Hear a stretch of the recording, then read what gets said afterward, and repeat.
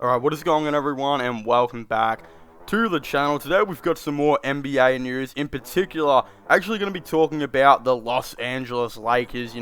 They've been in the news quite a bit this offseason, and in reality, they've done pretty much absolutely nothing. Like, their team right now is looking worse than my local basketball team. Like, honestly, I don't even know if Westbrook would start on my local basketball team. Me and him can be the 6th and 7th man if he'd like to join us potentially. But, when we look at this though, the Lakers do have something going on, with it currently being reported by David Jesus Christ, I got no idea how to say this guy's name.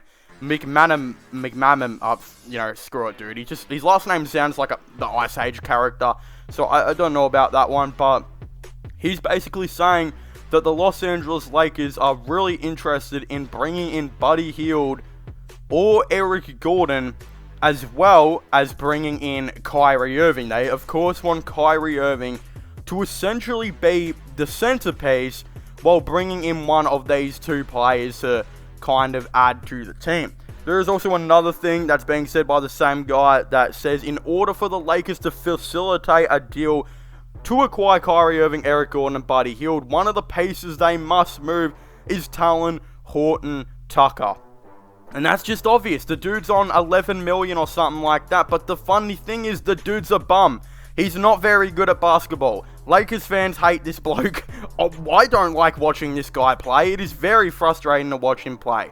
I mean, when his offense is completely failing, which is most of the time, the only thing he needs to do is maybe add some defense, which he just doesn't do. I don't know. Something about him is just really off. Like the way he plays, his body build even as well. Like, it's just a weird situation for him, and the Lakers desperately want to trade him. That is no secret.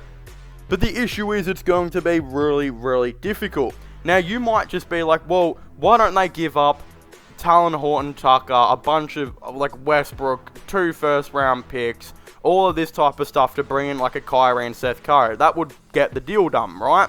Well, yeah, essentially it would. You would have to give up the 2027 and 2029 first-round picks, but the issue is, those are currently the only picks the Los Angeles Lakers can trade.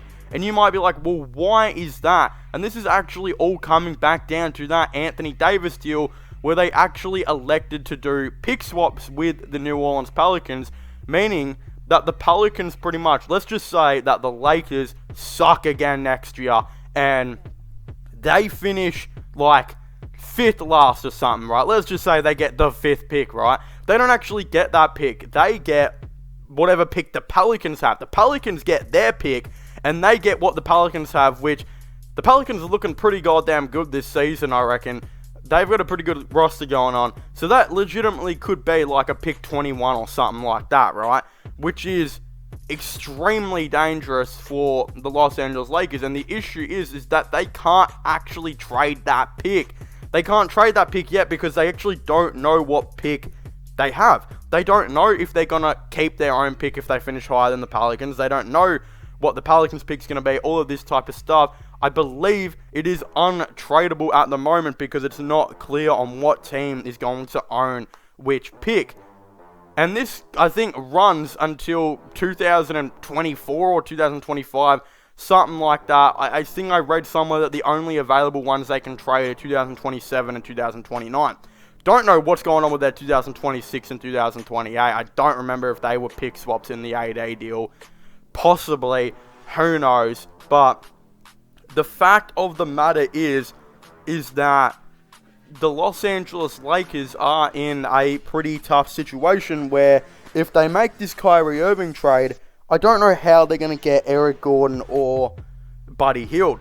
I actually genuinely believe Buddy Hield is going to be the by far and wide easy one to get.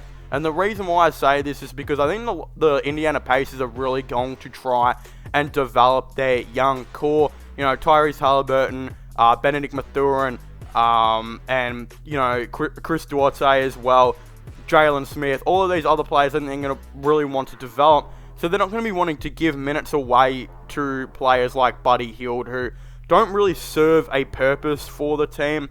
And this was more evident when they basically traded Malcolm Brogdon away for a packet of Doritos, a Mountain Dew, and maybe a chicken drumstick from KFC. They pretty much traded him away for that, and I think we all know that that wasn't exactly that much, and basically there was no first round pick, I don't believe, even in that trade, and if it was, I think it's like highly protected.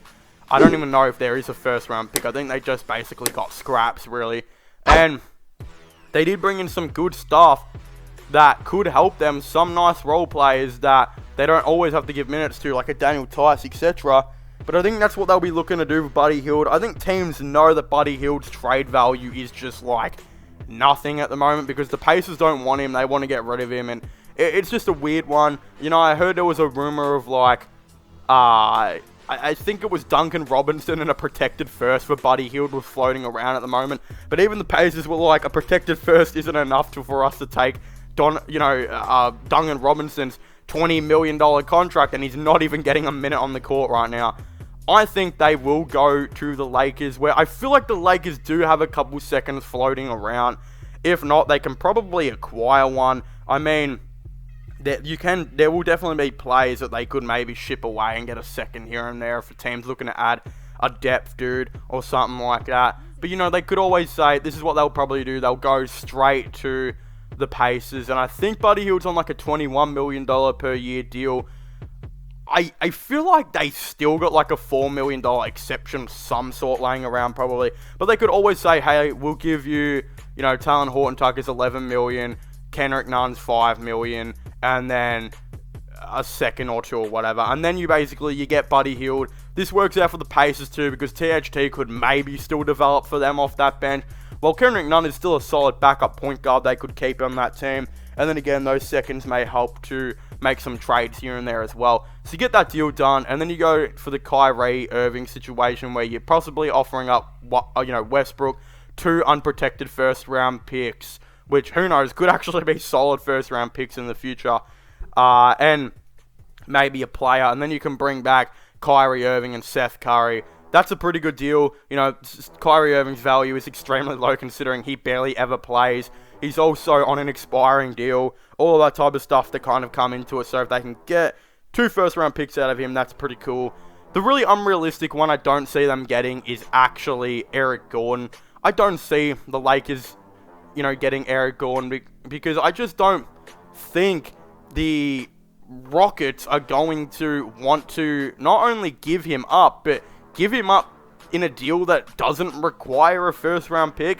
Like, the Rockets could legitimately go up to the Philadelphia 76ers and say, hey, we'll give you Eric Gordon, and you give us Matisse Thybulle, I'm sure a Furkan Korkmaz maybe to make the contracts match up somewhat, and then a first-round pick. Of course, the contracts probably still wouldn't somehow match up, but you're way rather taking that deal than like Talon Horton-Tucker, Kendrick Nunn in 2 seconds, because not only is Matisse Thybulle 10 times better than what Talon Horton-Tucker is, you also get a first-round pick out of that Philadelphia 76ers deal. So that's why I don't feel like Eric Gordon is getting moved to the Lakers at this point. It just, I don't know.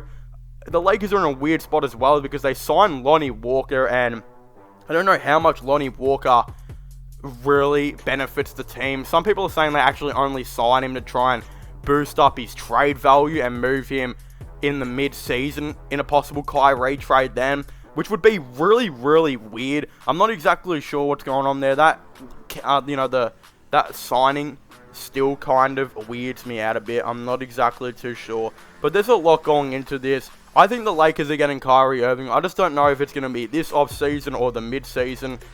They do need to make a lot of moves, though. Their team is still looking pretty trashy right now. The buyout market for the Jazz and stuff could be there very, very soon. We know that Pat Bev, they could try and get, although I still feel like the Jazz could get something out of Pat Bev.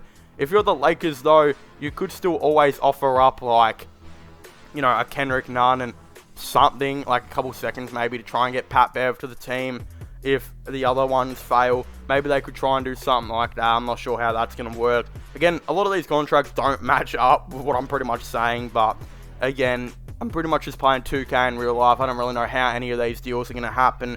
That's how in a weird of a position the Lakers kind of are in at the moment. But of course, if you haven't already, please make sure to leave a like and subscribe to the channel for all the latest NBA news and NBA content. Don't forget to comment your thoughts and opinions on this down below. Do you guys think the Los Angeles Lakers are going to be trading for Eric Gordon or Buddy Hield? Someone like that, definitely let me know your thoughts and opinions. Go and subscribe to my gaming channel, IRL/Flown channel, and my podcast. All of them will be getting linked in the description down below. But as I was saying, please make sure to leave a like, subscribe, and comment. And I'll see you guys next time. Goodbye.